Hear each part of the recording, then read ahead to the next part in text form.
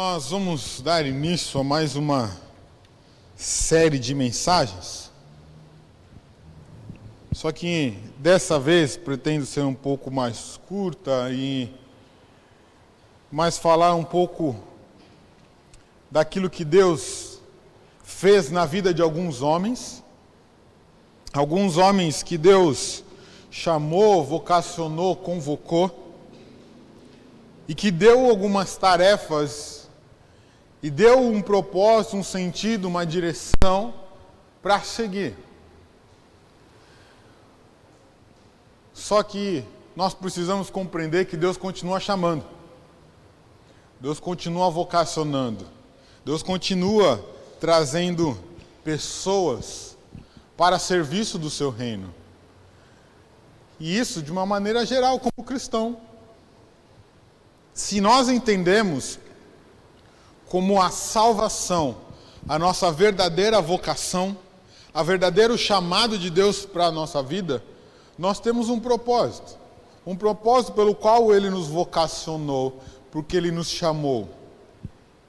É verdade que Ele nos chamou para sermos santos, separados, mas para sermos testemunhas, para vivermos nesse mundo de uma maneira digna, santa, e assim sermos diferentes, sal e luz. Deus chama ainda pessoas, porque Deus salva. Talvez esses dias eu quero estudar com os irmãos algumas pessoas que foram extremamente importantes, ou talvez que não foram de tanto destaque aos nossos olhos, mas que Deus usou para algum propósito. E isso, talvez nós vamos distinguir um pouco mais, que você vai trazer um pouco mais aquele pensamento, mas então eu nunca fui chamado, eu não tenho vocação para ser pastor, missionário, ou na verdade, eu não sei, eu mudar a pergunta, será que você já pensou nisso alguma vez na vida? Será que você já pensou alguma vez na vida, será que Deus me chamou para ser um missionário, um pastor, ou alguém que vive de uma maneira integral ao Evangelho de como nós compreendemos hoje, né? Talvez você deve ter passado, ou talvez você realmente nunca passou na sua mente isso. Mas existem duas maneiras diferentes de entender o chamado de Deus para aquilo que Ele me deu como propósito de mostrar a sua glória, de trazer luz a todos os povos. Deus faz isso, é verdade, de maneira específica. Nós vamos ver algumas pessoas, e hoje uma delas que foi de específica, mas Deus chama a todos nós. O problema ou a dificuldade é que nós talvez enxergamos que, não, eu não sou missionário, ou não sou pastor, eu não quero ser, eu não serei, porque eu não sou tão crente assim. Já passou isso na sua cabeça? Eu não conheço tanto, então não tenho, não sou tão crente assim para ser alguém, porque talvez a gente tenha a ideia na mente de que aqueles que vão para o campo missionário, ou querem ser pastores, ou querem ser evangelistas, plantador de igreja, talvez você tenha aquilo na mente e fale assim, não, isso aí tem que ser muito crente. Tem que ser muito crente. Isso é uma visão equivocada. Porque, na verdade, todo crente deveria ser muito crente. Todo crente deveria ser bastante crente, no sentido de conhecedor das Escrituras, conhecedor de quem é Deus, de entender tudo isso, e talvez isso já começa a trazer a nós um pouco mais o que é o propósito, principalmente desse chamado, é essa dúvida de, poxa, eu não sou tão crente, que está querendo dizer, eu não conheço tanto, então eu não sou chamado, então eu não sou aquele que vai, eu não conheço, eu não sei o que eu vou falar, eu não sei o que dizer. Isso a gente vai ver que muita gente já deu essa desculpa, até na Bíblia. Teve gente que já deu essa desculpa, e não foi uma só não. Não, eu não sei falar, eu não sei conversar, mas uma coisa é verdadeira.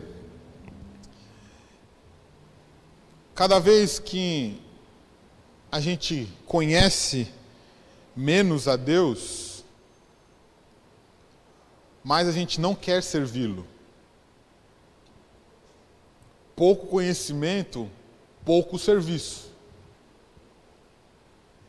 Se eu busco pouco a Deus, conheço pouco a Ele, eu não quero obedecê-lo. Talvez eu vou fazer a pergunta para você e vai ser algo mais genérico. Você vai fazer isso. Por que não sirvo a Deus como deveria? Eu já coloquei que deveria fazer mais, né? Você já está entendendo que a pergunta já está subentendido que você deveria fazer mais. Mas por que você não serve a Deus como deveria? Por que será? Será que você já pensou isso? Será que alguma vez você está lá na sua casa e você já parou para pensar, por que eu não sirvo a Deus como Deus quer? Porque, na final de contas, a gente sabe o que Deus quer. E por que eu não sirvo mais a Deus? Isso é uma boa pergunta para você se avaliar. Mas eu quero eliminar uma resposta. Que é aquela resposta que a gente dá quando é criança. Tem várias perguntas, né? Quando é criança, a gente tem várias perguntas. E para não ter erro na resposta, tem duas respostas certeiras. Qualquer coisa que te perguntaram, ou você responde Jesus, que você acerta, né? Ou qualquer coisa que te perguntarem que você não faz, você responde, pecado. É sempre essas duas respostas, grande chance de acertar. Mas tá tudo bem, é óbvio, nós somos pecadores. Mas vamos ser um pouco mais diretos e compreender o motivo pelo qual eu não sirvo ou não me dedico mais a Deus, eu não trabalho mais. Por que eu não faço isso?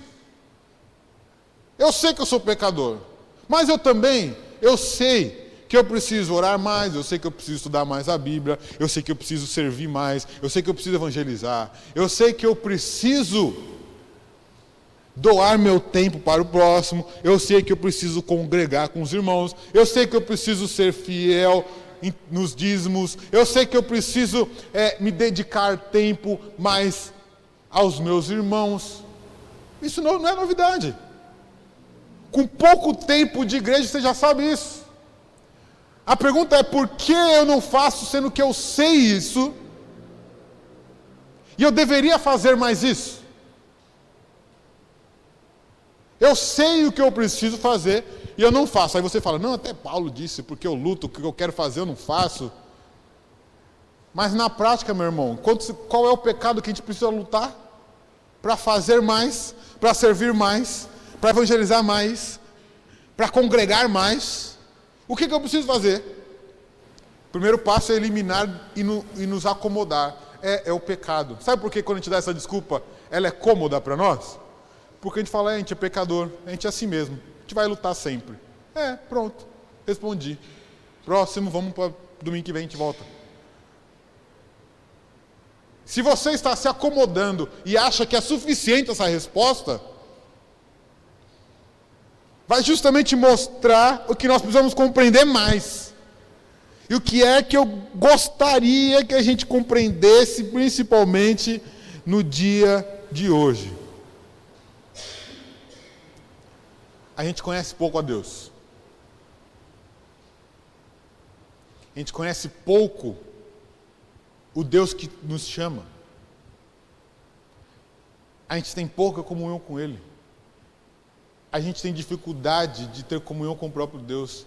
A gente não conhece a Deus direito. A gente conhece aquilo que Ele ordenou, mas a gente não conhece o próprio Deus. A gente sabe o que Ele mandou fazer, mas você conhece o Deus que mandou você fazer isso? Isso vai ser um ponto muito importante para compreender, principalmente no texto de hoje, que isso faz muita diferença. Faz muita diferença, porque sim, nós conhecemos pouco a Deus, nós servimos pouco a Ele. E o começo da resposta é aqui. Se você sabe que tem que servir mais e não faz, tenta medir o quanto você conhece do próprio Deus. Senão você não ficaria na mesma situação que está hoje. Abra sua Bíblia em Isaías capítulo 6.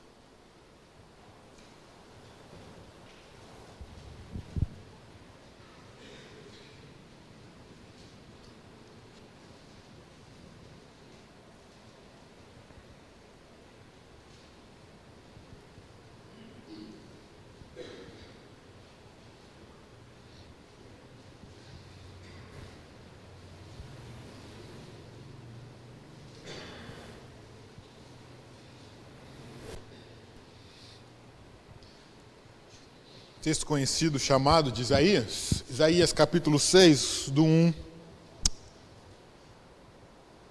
ao 8. No ano da morte do rei Uzias, eu vi o Senhor assentado sobre o alto sublime trono, e as abas de suas vestes enchiam o templo. Serafins estavam por cima dele, cada um tinha 6 asas, cada 2 cobria o rosto, cada 2 cobria os seus pés, e com 2 voava. E clamavam uns aos outros, dizendo: Santo, Santo, Santo é o Senhor dos exércitos, toda a terra está cheia da sua glória. As bases do limiar se moveram à voz do que o clamava, e a casa se encheu de fumaça.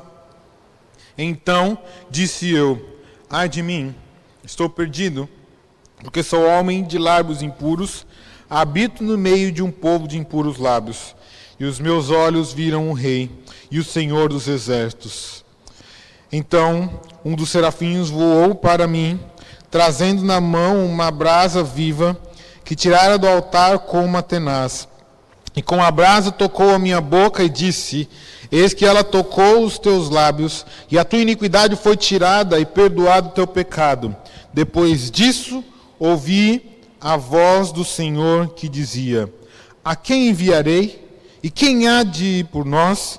Disse eu: eis-me aqui, envia-me a mim. Talvez você já ouviu algumas vezes sobre o chamado de Isaías.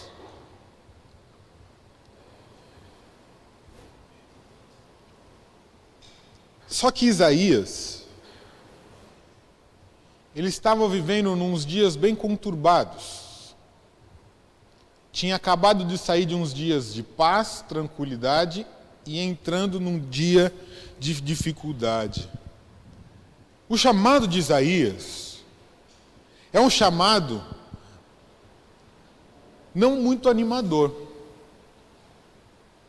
Porque depois do texto que nós lemos, se for continuar no restante do capítulo 6, depois dele ser chamado, a promessa é de que ele iria para o povo e o povo não ia ouvi-lo. Ele não ia ser ouvido, ninguém ia escutar o que ele tinha para dizer. Mas Isaías,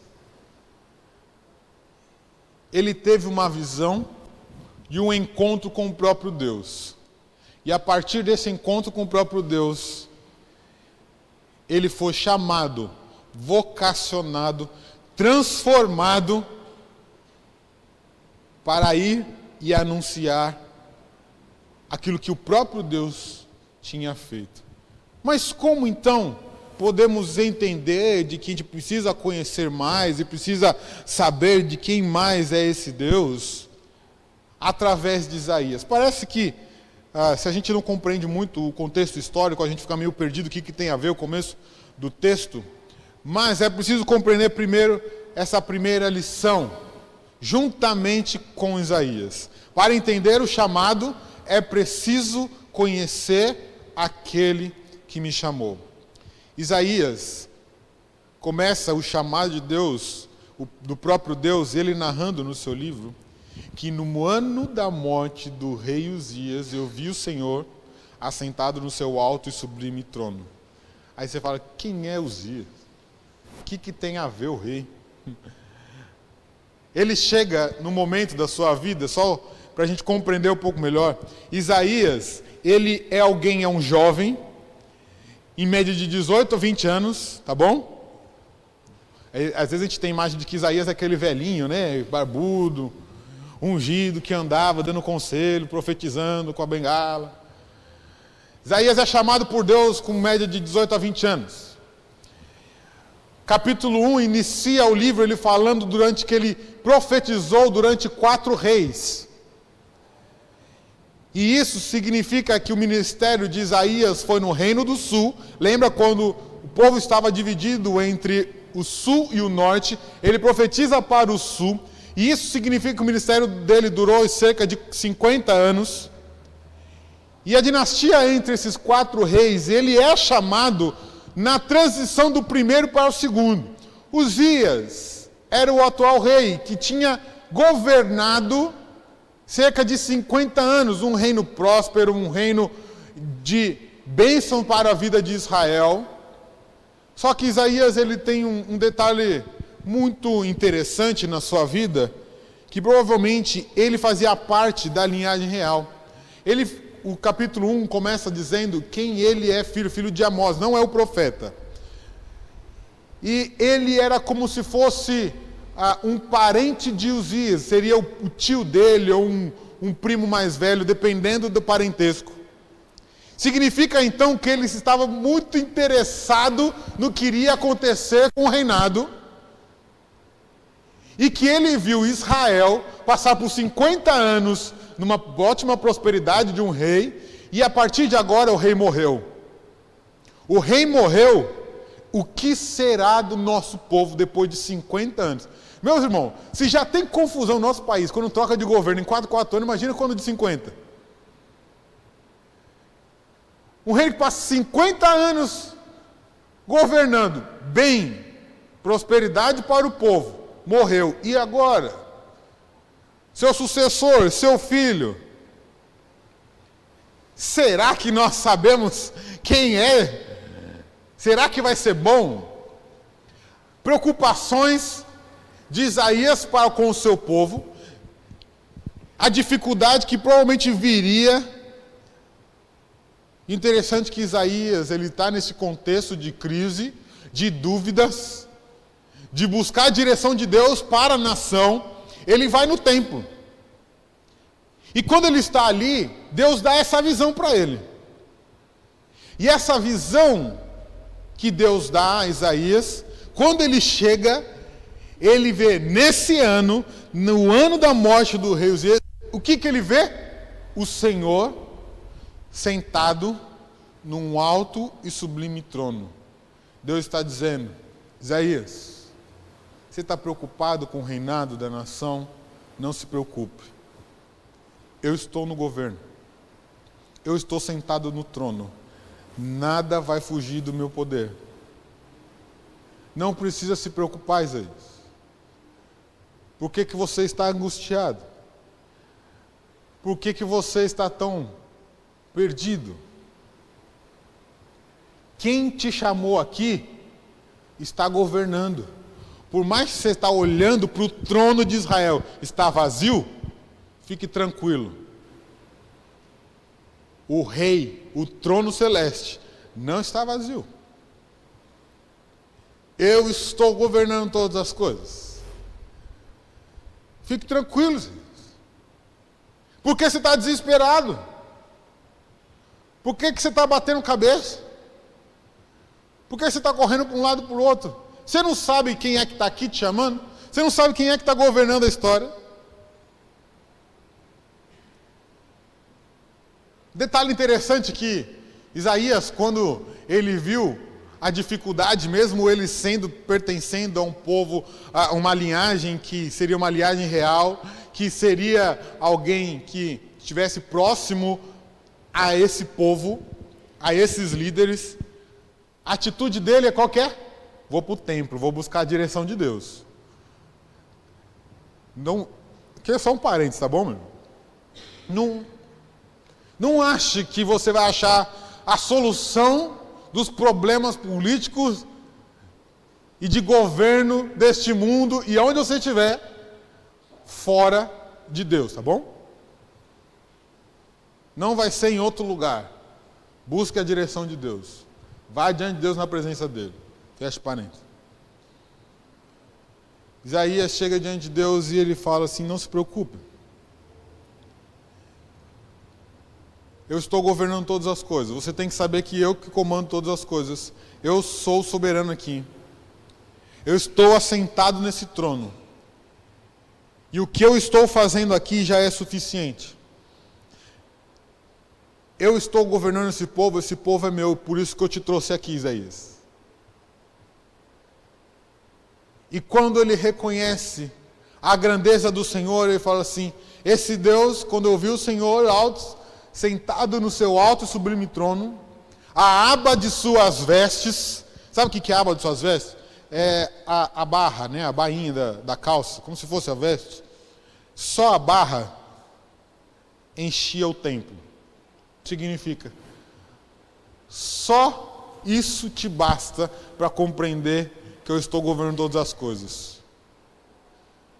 Apenas um pedaço das vestes, nessa visão, enchia o templo. Tudo estava perfeitamente completo. Calma, Isaías. Olha quem eu sou. Olha a grandeza de Deus. Aqui está tudo completo porque eu estou aqui. E a partir daí, da sua presença, que tudo isso dominava e cobria o templo, isso era como estar presente e satisfeito, tudo completo. Deus, o onipotente, o onipresente, está governando todas as coisas. Esse primeiro passo de boas-vindas do encontro de Isaías com o próprio Deus é: calma, Isaías. Olha com quem você está falando.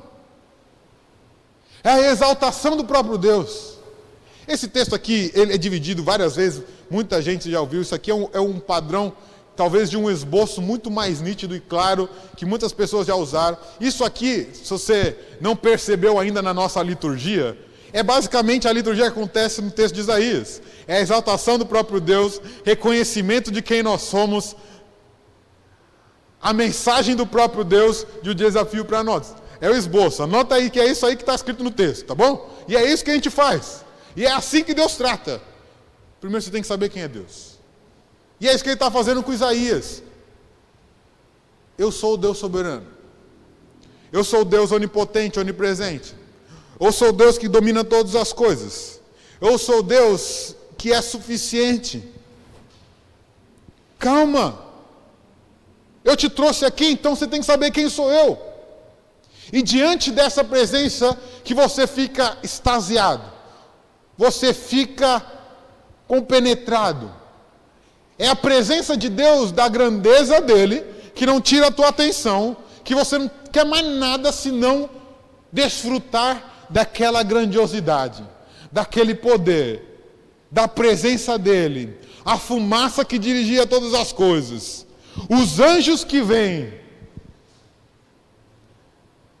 o som em alta voz, a glória de Deus sendo vista, ele reconhecendo que ele é Deus, assim, tá bom, Deus. O Senhor é esse Deus Todo-Poderoso, que está governando todas as coisas, que está dirigindo a história, que está conduzindo a minha vida. É o Deus que te chama, é o Deus que já sabe o que vai acontecer. Porque Ele é o que governa. O Deus que te chama é o Deus que sabe o que está acontecendo e que nada está fugindo do controle dele. E talvez esses dois atributos que está presente no texto, que ele é soberano, mas também que ele é santo, é quando ele reconhece e diz que, então, os anjos, os serafins é a única maneira de falar de algum tipo de anjos, desses que tem 6 asas, só aparece nesse texto, que significa chamas. Esse tipo de anjo aparece junto de Isaías, para mostrar a santidade de Deus. Esses seres celestiais, sem pecado, cobrem 2 asas os seus olhos, mais 2 os seus pés, e 2 permanecem voando. Esses seres que não têm pecado, nem tocando no chão do meio do povo impuro, que não podem chegar a Deus, porque Deus é santo.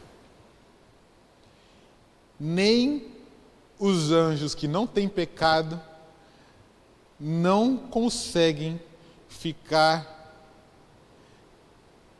imunes à santidade do próprio Deus, se prostram diante dele. Não posso ver Deus.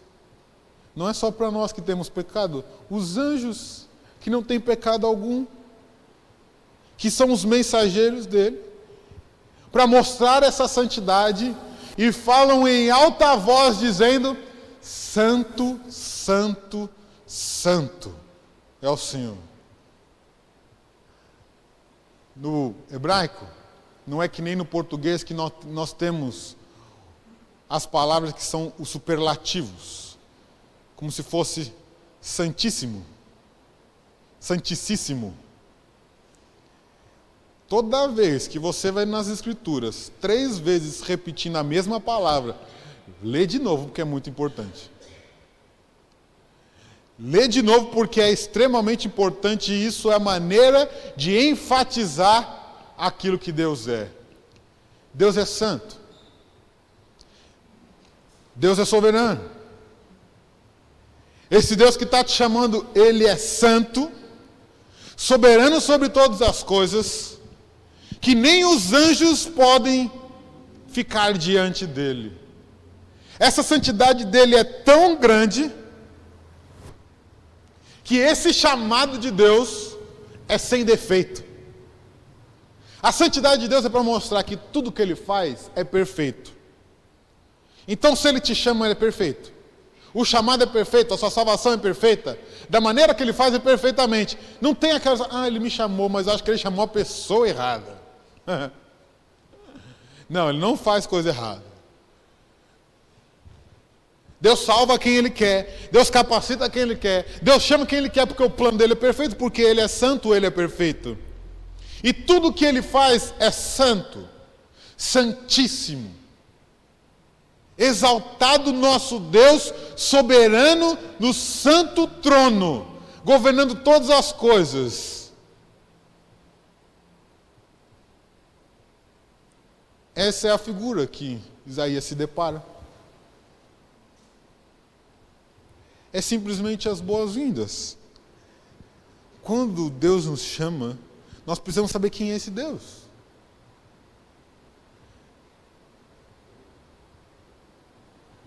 Eu já falei várias vezes que eu fico imaginando as coisas, né? Mas, imagina, você está dentro do templo, de repente, acontece tudo isso. Que cena! Parece cena de tenebrosa, né?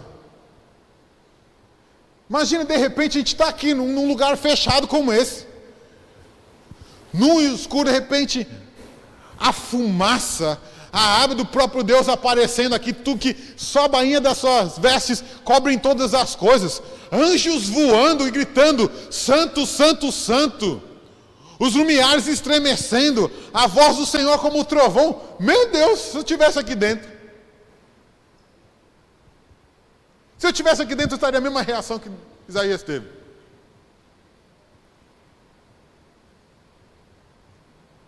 Quando você enxerga a grandeza, soberania, poder, santidade do próprio Deus, quando você conhece e reconhece cada dia mais quem é esse Deus, esse poder que está sobre todas as coisas, não tem outra saída, senão, segundo, quando conheço aquele que me chamou, eu entendo quem eu sou. O que Isaías faz?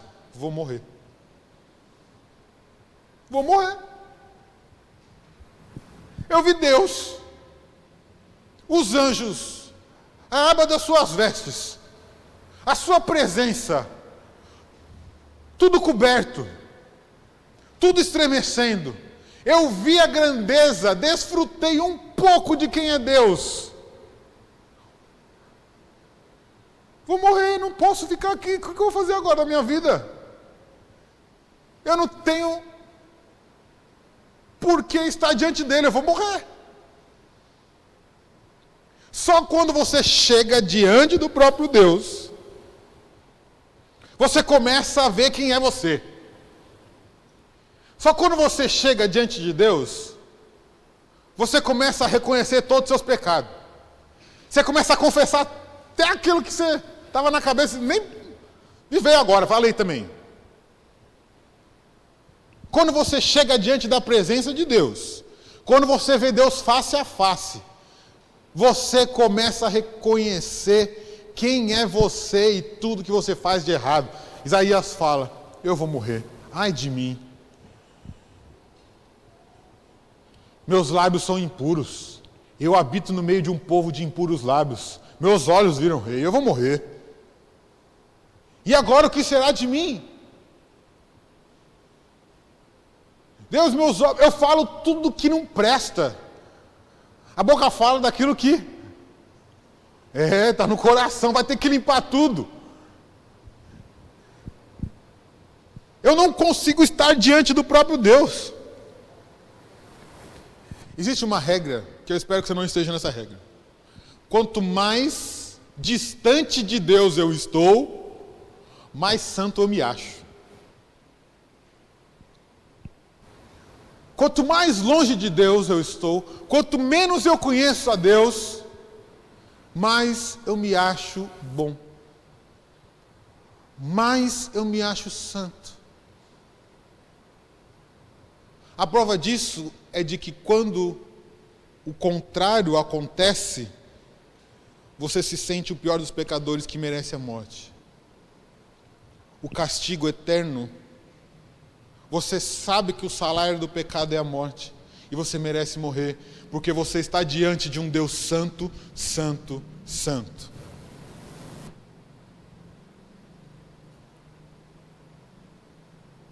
Você quer avaliar a sua santidade? Faz um exame na sua cabeça e vê se você se acha bom. Afinal de contas, não sou tão pecador assim, né? Afinal de contas, eu não peco lá essas coisas. Afinal de contas, eu até sou uma boa pessoa. Afinal de contas, eu sou até um bom crente. Trabalho na igreja, eu venho na igreja, eu louvo, eu faço tantas coisas. Graças a Deus que eu não sou como aqueles pecadores, lembra? Graças a Deus que eu não nasci como aqueles publicanos. Fariseu.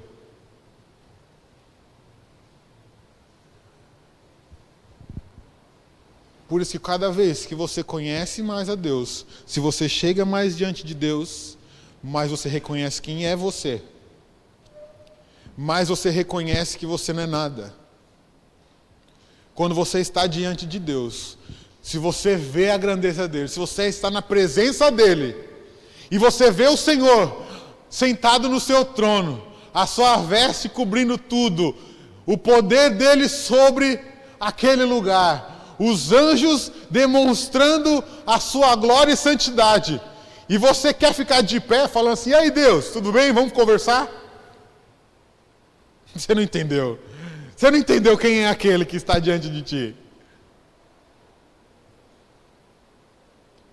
E se você reconhece isso, você tem a mesma atitude de Isaías. Deus, eu sei que eu falo muita besteira. Eu sei que eu penso tudo errado. Eu sei que as minhas intenções são as mais perversas. Eu sei o que eu penso é para aparecer. E eu estou diante de Deus. Porque eu vi a Deus. Eu estou vendo a sua grandeza. Ai de mim. Ai de mim. Deus, eu vivo no meio de um povo perdido. Eu convivo com pessoas e pratico as mesmas coisas que eles são perdidos. Deus, eles fazem tudo contra a tua santidade. E eu também faço, porque eu estou no meio deles. E a partir disso, quando eu começo a enxergar diante de Deus, conhecer a Deus, ver a Deus, não tem como você não confessar os seus pecados. Não tem como, meu irmão, achar que você é bom. Quando a glória de Deus, a sua luz ilumina as densas trevas da nossa vida, o que aparece é podridão. E é isso que é nítido diante do próprio Deus. Ele é santo. Ele sabe de todas as coisas. Ele sabe quais são as nossas intenções. Ele sabe qual que é o nosso pecado. E como eu ficar diante de Deus e achar que está tudo bem, que eu consigo esconder de Deus tudo que eu sou? Não tem como. É loucura achar que eu consigo esconder de Deus as minhas intenções, meus pensamentos e o que eu faço, sem que Deus saiba. Você só acha e tem atitudes como essa quando você não conhece quem é Deus. Porque se você conhece a Deus, você sabe que não dá para fazer. Mas a gente continua fazendo. Continua fingindo. Continua prestando culto fingido. Continua falando com o irmão fingindo. Continua mentindo com as nossas palavras quando a gente canta, mas na verdade a gente não está vivendo nada disso. Como achar que isso está sendo bom? É tentar enganar a Deus. E se você tenta enganar a Deus é porque você não conhece a Deus. Não faz sentido. Quando nós chegamos diante de Deus, e eu reconheço quem eu sou, eu preciso que não dá para continuar do jeito que estava. Eu preciso ser transformado. E isso ao mesmo tempo que acontece, serafins estão no templo, com uma tenaz, com uma pinça, pega a brasa que estava para o sacrifício no templo, purifica os lábios de Isaías, e agora diz, agora sim, você foi purificado. Agora sim, seus pecados foram perdoados. Agora sim, você pode chegar diante de Deus. Agora, você pode ter comunhão com Ele. Antes, não dá. Ele é santo. Ele é santo. Ele é santo. Você não é nem um pouco. Se eu reconheço quem eu sou, eu reconheço que preciso ser transformado. Eu preciso de transformação, de salvação, de redenção. Eu preciso de purificação. E se eu sei quem é que está fazendo isso comigo, eu estou desejando que Ele faça isso. Porque Ele é o que é o santo, Ele que precisa fazer isso em mim. Então Ele transforma isso na minha vida e eu sou purificado. Então essa brasa, tirada do altar, é colocada nos lábios de Isaías. E assim, a partir de agora, a partir daí, você reconheceu quem é Deus. Você foi purificado, confessou seus pecados, foi transformado. Agora sim, Deus fala contigo.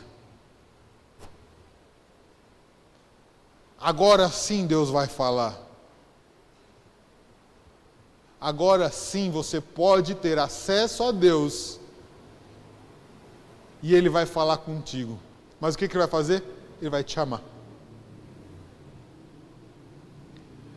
E Deus é tão bom, tão gracioso, que Ele faz isso de uma maneira tão bela, misericordiosa, que ele pergunta.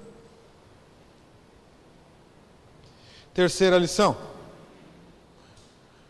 Quando conheço quem me chamou, eu vou obedecer sem hesitar. Por quê? Ele pergunta para você e diz assim: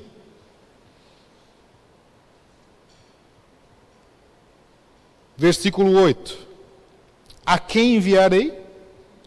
E quem há de ir por nós?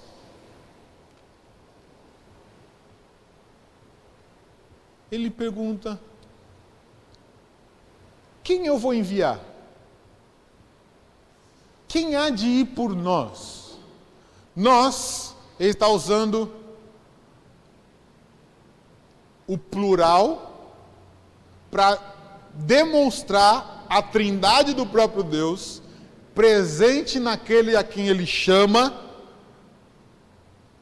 entre Deus Pai, Filho e Espírito Santo, vocacionando esse Deus que foi santo, que é santo, poderoso. Agora ele convida. O convite, o chamado, a capacitação para ser testemunha, ser santo, ser salvo, servi-lo, obedeceu, é para quem reconheceu a Deus, reconheceu os seus pecados e foi purificado. É a obra da redenção. É quando Deus chama. Aquilo que você precisava para ser capacitado, chamado por Deus, é quando você reconhece a Ele, reconhece seus pecados e é purificado, é transformado. O Espírito Santo age na sua vida. Você é transformado. Quem são os vocacionados? Quem são aqueles que Deus chama? Todos que reconhecem a Ele, reconhecem seus pecados e são purificados. Deus chama para uma missão. E a missão é dele. Ele nos chama para ser cooperadores. Ele tem um plano. Ele tem uma missão. Ele tem um projeto. O plano dele de Isaías era: Isaías, você vai anunciar que existe salvação apenas em Deus. Essa é a sua missão? Porque a minha missão é ser conhecido no meio desse povo. Deus nos chama para participar da missão que é do próprio Deus. A glória dele ser vista em todos os povos. É isso que nós chamamos de Missio Dei, a missão de Deus. Ele tem uma missão: mostrar a sua glória em todos os povos. A redenção sendo espalhada, para que ele seja conhecido, louvado e exaltado. Essa é a missão dele. E então ele chama alguns para que essa missão se cumpra. Para que outros possam adorar. Para que outros possam conhecer esse Deus que é santo, poderoso, soberano, eterno, perfeito, onipotente, onipresente. É isso que ele nos chamou. Mas se eu só sei qual é a minha missão, quando eu conheço quem me chamou. Senão eu fico perdido. Eu fico desorientado. Aquele que fez a pergunta, o convite: a quem enviarei? Quem há de ir por nós? Parece... Eu já tinha estudado esse texto uns anos atrás, que tinha feito exegese e tudo mais. Eu estava dando risada, sabia? Não sei se é engraçado, mas eu estava. Eu sou meio, né? Quem estava no templo? Eram os anjos, Deus e Isaías, né? Aí Deus pergunta: quem há de ir por nós? Tem quantas pessoas ali dentro? É só tu mesmo, Isaías. Eu estou fazendo um convite. Quem será que vai por nós? Só tem uma pessoa ali. É você mesmo, Isaías. E Deus demonstra isso de uma maneira tão graciosa, de que quando Ele chama Isaías, não tem como negar. Não tem como dizer não para o próprio Deus. Qual a opção de Isaías tinha de dizer não?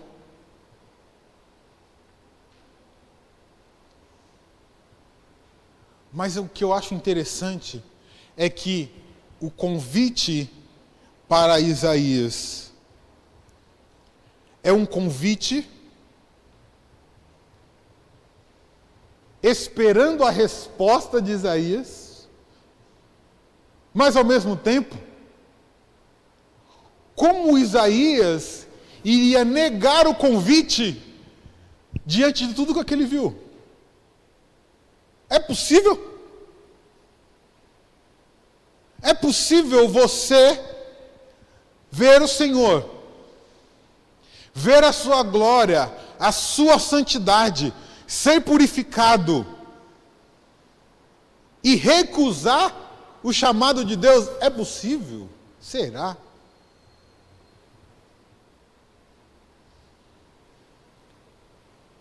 Quando Isaías escuta a voz do Senhor, o chamando de quem irá por nós,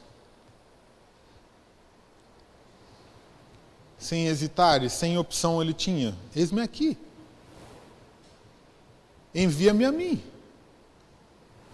Aqui não teve negociação de falar assim: olha, Isaías, eu vou te chamar, mas é o seguinte, o plano é esse, eu vou te chamar, a cada alma que você ganhar, você ganha uma casa nova, né? Quando você não evangelizar, você perde um carro. Ou, ó Isaías, eu vou dar alguns povos para você. Vamos negociar isso, Deus? Não teve plano, né? Não teve contrato. Não teve cláusulas para você avaliar: será que vai ser bom para mim? Será que vai ser rentável? Será que eu vou ter sucesso? Será que vai ser um bom negócio para mim aceitar esse convite? Você só pensa nessas coisas quando você duvida naquele que está te chamando. Se eu te chamar, você vai duvidar. Você vai, o André vai dar o quê para você? Mas é Deus que está chamando. E é por isso que, se você sabe quem está te chamando, você não tem dúvida em obedecê-lo. Agora, se você pouco obedece, é porque você não conhece quem está te chamando. É porque você não sabe quem é que está falando assim: quem irá por nós? Se você está pensando nas possibilidades, nos prós e contras, você vai colocar numa planilha o que vai ser bom, o que vai ter de prejuízo. Vamos negociar, vamos ver o que vai ser bom. Se for um negócio legal, pode ser, eu aceito o convite. Não tem como, você não tem como chegar a esse ponto de falar assim: eu só vou obedecer se eu receber algumas coisas em troca. Por mais que Deus abençoa, Deus derrama graça, Deus derrama a sua bondade e nos dá muito mais do que nós imaginamos ou pedimos, isso é consequência depois que eu já estou obedecendo, depois que Ele me chamou, depois que Ele me capacitou. Meus irmãos, por que eu tenho então dificuldade em servir, em obedecer, em evangelizar, em falar desse Deus? Sabe por quê? Você não conhece a Deus.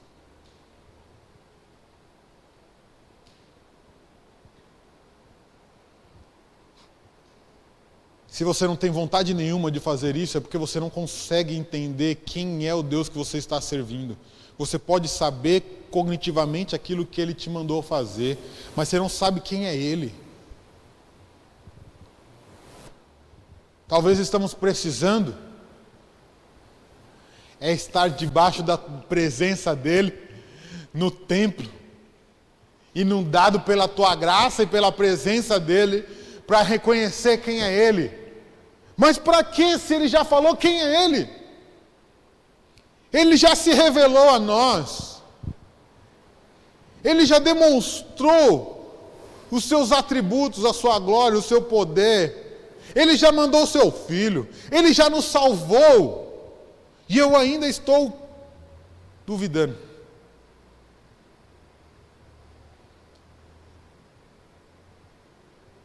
O chamado de Deus começam naqueles que reconhecem a grandeza dele. Aqueles que conhecem a Deus. E talvez, para nos ajudar, se Deus chamou Isaías, é verdade que provavelmente quando Deus nos chama, apenas para ser filho, eu não estou falando nem de uma obra específica para ser missionário, para ser pastor, é para obedecer, pregar o Evangelho. Se Deus te chama, se Deus te salvou, você tem um propósito, você tem uma tarefa.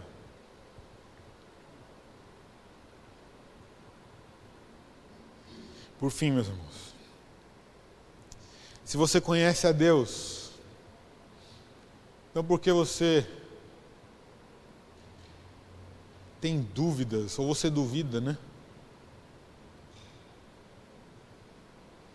Será que Deus fez isso para mim mesmo? Será que Deus mandou fazer isso mesmo? Será que eu tenho que fazer isso? Meus irmãos, a gente precisa conhecer mais a Deus. Essa dúvida da obediência, do serviço, não pode existir.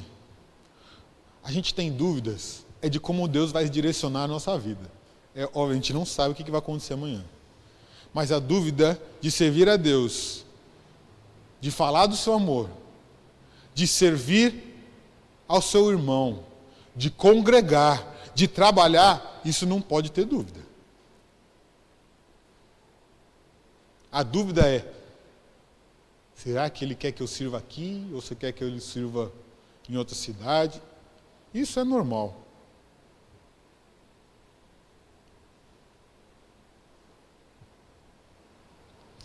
Se você conhece a Deus, por que você diminui a importância da sua desobediência? Você faz isso ou só eu? Você não, né? Desculpa, vou mudar os pronomes das perguntas para domingo que vem, tá? Por que eu conheço a Deus e eu diminuo os pecados, né? Sabe como a gente diminui a nossa desobediência? Quando a gente fala assim, não tem problema não. Hoje não dá, semana que vem dá. Afinal de contas eu posso fazer, outro dia eu faço. A gente minimiza, porque a gente trata com importância tantas outras coisas, menos o serviço a Deus, menos estar na casa de Deus, menos falar do seu amor. A gente minimiza essas coisas para aliviar a nossa consciência. Porque afinal de contas, Deus sabe o meu coração. Isso devia trazer mais temor ainda, porque Ele sabe o seu coração.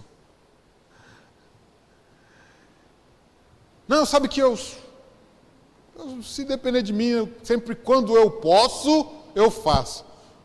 Não é sempre quando eu posso. É ter que fazer, mesmo quando não puder. Se você disse mesmo quando eu posso, significa que tem outras coisas aí no meio do caminho, certo? E as outras coisas estão sendo importantes também, mesmo quando a obediência a Deus. Obedecer a Deus, servir a Deus, conhecer a Deus é prioridade na nossa vida. Se eu não conheço, eu não obedeço. Se eu não sei quem é Ele, não tem por que eu servir. Para que eu vou obedecer um Deus desconhecido? Então eu preciso conhecê-lo, assim trabalhar. É por isso, meus irmãos, se trabalha pouco, se serve pouco, se congrega pouco, é porque conhece pouco. E como que você vai virar essa chave? Conhecendo mais, buscando mais a Deus. Meus irmãos, eu falei aqui, domingos atrás, quando eu falei sobre pais e filhos, eu falei da importância de quanto é importante, na verdade, o quanto não, o mais importante, né, é ter filhos crentes do que filhos bem-sucedidos. É mais importante você conhecer a Deus do que você tirar 10 na prova amanhã. E agora...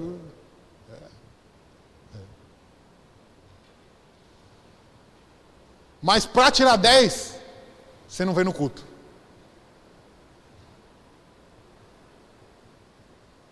Porque tirar 10 é mais importante do que conhecer Deus.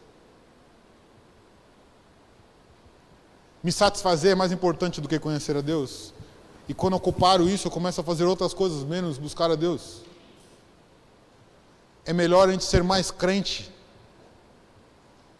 mais servo do Senhor, do que ser destaque nesse mundo, ser inteligente nesse mundo. Meus irmãos, isso é consequência de bênção de Deus que dá. A gente tem que buscar o Senhor em primeiro lugar, o seu reino, a sua justiça. Sabe por quê? Porque a gente arranja desculpa de chegar às 9 horas na escola dominical. Mas amanhã às 7 horas pode estar chovendo, você está sem carro, você vai trabalhar, não vai?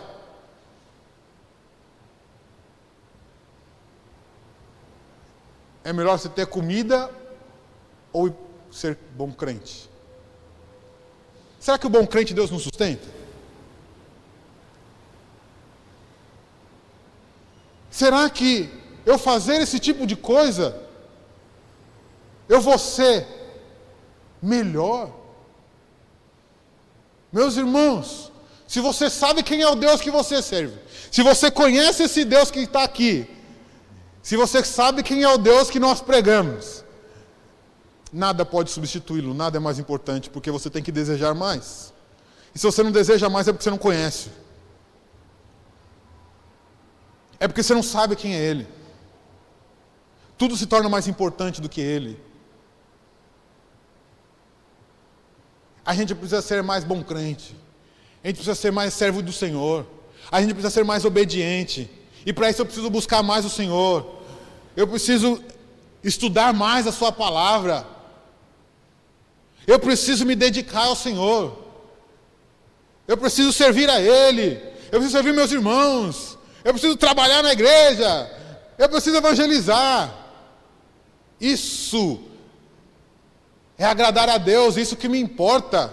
O resto é passatempo que Deus nos deu nesse mundo.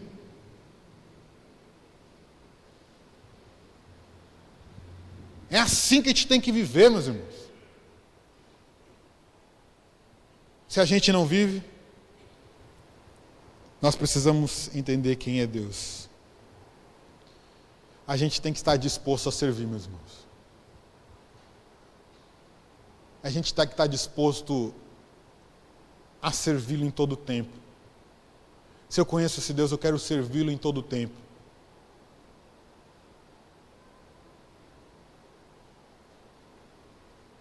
Eu vou finalizar com talvez um testemunho meu rápido, que vocês até alguns já sabem, mas que para mim fez muito sentido.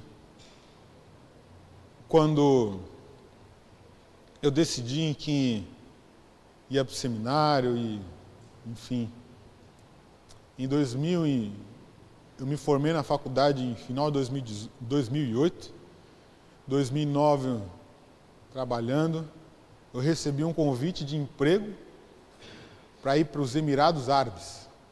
Sabe onde é isso? Hoje é mais conhecido, antes não sabia muito, né?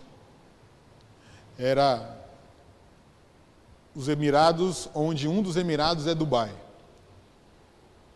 E o convite foi de emprego. Não sabia falar árabe, não sabia falar nada, né?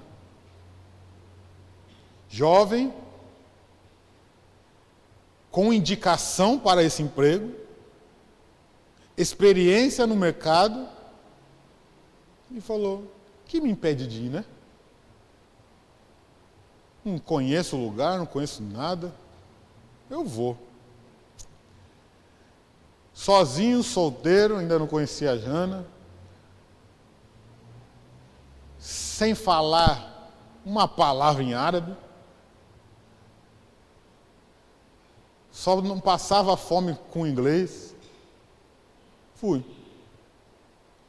Paguei família, amigo, tudo. Fui. Deu uma confusão, voltei no ano seguinte. Deus mudou a história. Continuei trabalhando, foi depois que eu conheci a Jana. Aí meu pensamento foi o seguinte: se eu tive coragem, vontade de largar a minha família, meus amigos, tudo que eu tinha, para ir para um lugar que eu não tinha a menor ideia do que era, como que ia ser, para trabalhar, ganhar um trocado pequeno.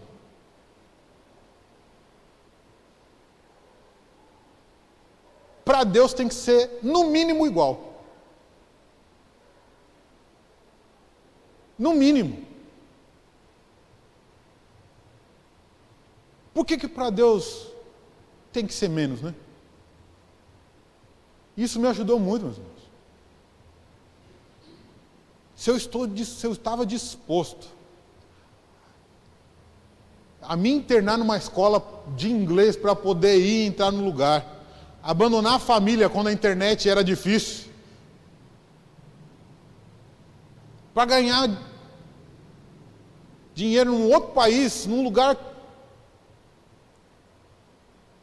Por que para Deus tem que ser diferente? Por que eu não posso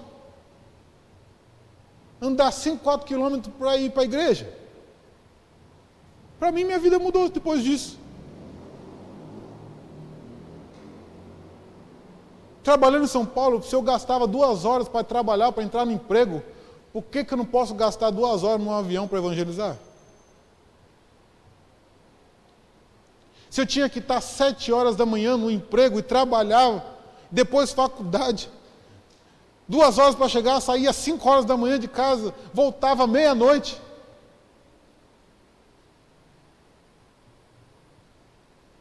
Por que eu chego atrasado na escola dominical?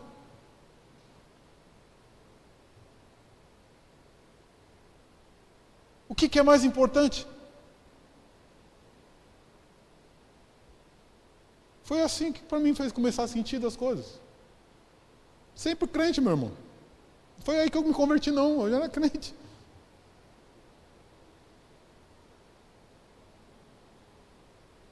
Quando as coisas de Deus estiver prioridade no nosso coração, é quando eu conheço mais a Ele. É quando eu busco mais a Ele.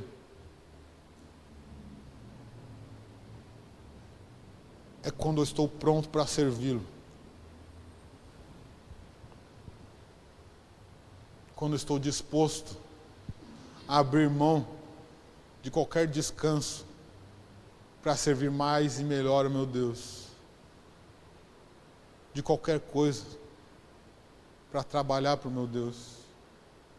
Estou falando para todo mundo virar missionário, não. Se quiser, glória a Deus, mas não é isso. É dedicação, serviço, obediência, compromisso. Só vai ter quando a gente conhecer mais a Deus. Caso contrário, a igreja é passatempo e se der a gente vai. Resultado da nossa fé falha, fraca. Tudo é problema na igreja. Busque mais a Deus, meu. Conheça mais a Ele. Assim você vai servir mais a Ele. Assim você vai obedecer o seu chamado. E quando Ele direcionar a sua vida, quando você conhecer mais a Ele, você vai dizer: eis-me aqui. Envia-me a mim. Por isso que essa série de mensagens é: eu estou aqui. Faça de mim o que quiser. Eu estou aqui para te obedecer. Que seja uma oração verdadeira no nosso coração. De conhecer a Deus e obedecê-lo. Se dispor a servi-lo em qualquer hora. Vamos orar?